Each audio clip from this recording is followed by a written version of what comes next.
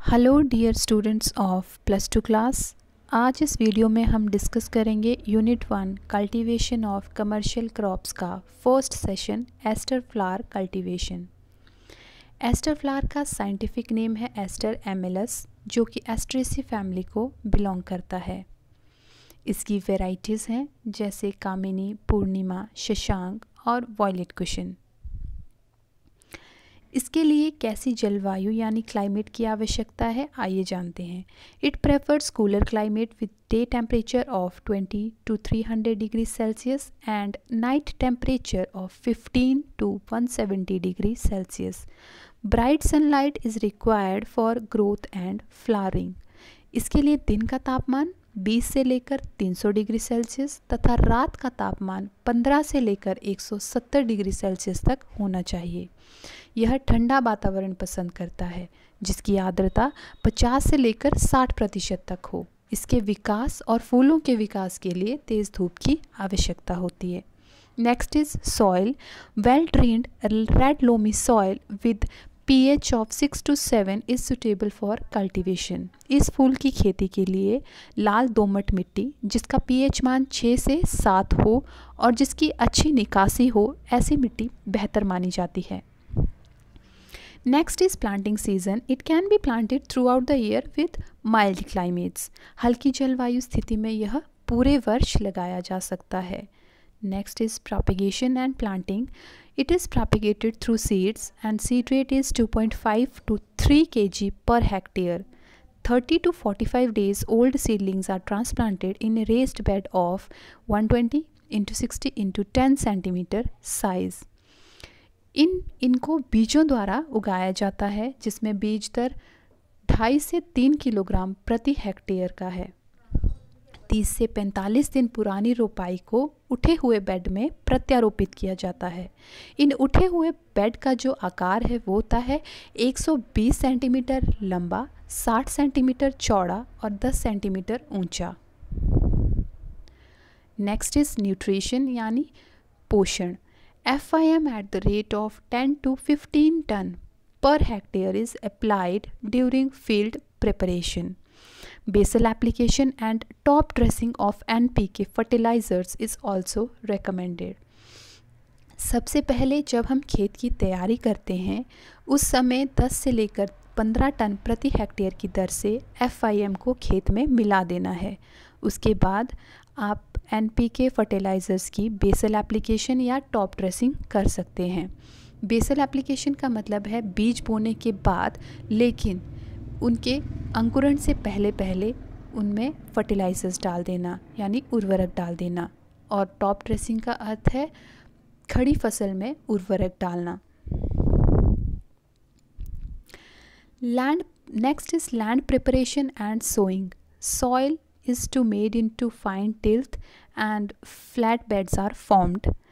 Seeds are sown either by broadcasting or line sowing at 20 into 15 centimetre. इसमें भूमि की तैयारी हम कैसे कर सकते हैं? सबसे पहले मिट्टी को बारीक और नरम बनाया जाता है और उनमें समतल बेड तैयार किए जाते हैं। फिर इन बीजों को इन बेड में प्रसारण विधि या लाइन बिजाई के द्वारा बोया जाता है। Next is special horticultural operations यानी विशेष बागवानी कार्य। इस फूल की खेती में कुछ विशेष बागवानी कार्य किए जाते हैं जो कि हैं मैन्योरिंग, इरिगेशन, पिंचिंग और वीडिंग। मैन्योरिंग यानी खाद डालना या फिर उर्वरक डालना, और इरिगेशन यानी सिंचाई। सिंचाई मिट्टी की नमी की स्थिति के अनुसार 4 से 7 दिनों में एक बार की जाती है। Next is pinching. शाखाओं को फैलाने के लिए रोपाई के 30 दिन के बाद ऊपरी भाग की पिंचिंग की जाती है, अर्थात इसके जो मेन स्टेम है उसको ऊपर की ओर से तोड़ दिया जाता है।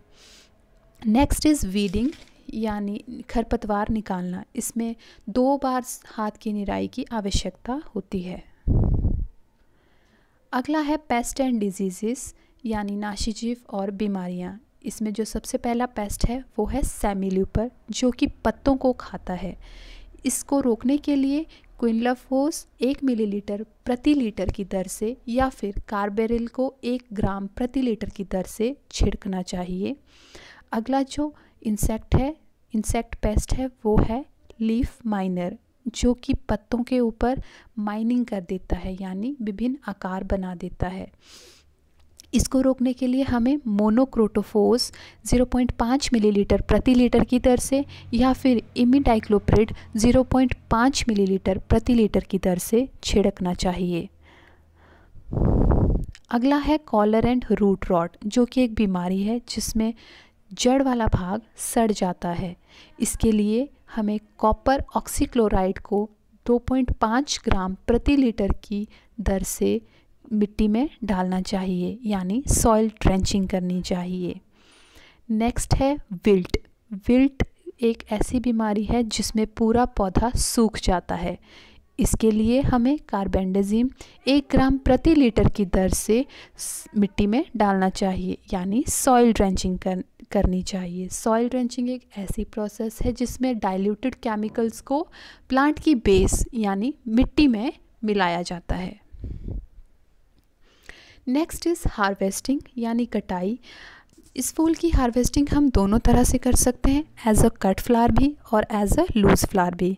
कट फ्लावर के लिए हमें डंठल या पूरे पौधे के साथ फूलों की कटाई करनी चाहिए, और अगर हमें लूज फ्लावर चाहिए तो हमें फूलों को अलग अलग छोटे तनों के साथ काटना चाहिए।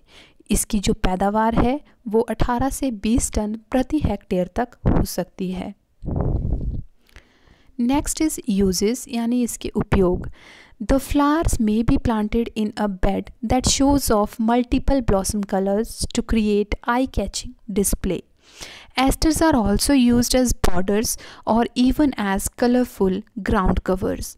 Asters are also used in landscaping to decorate large open areas.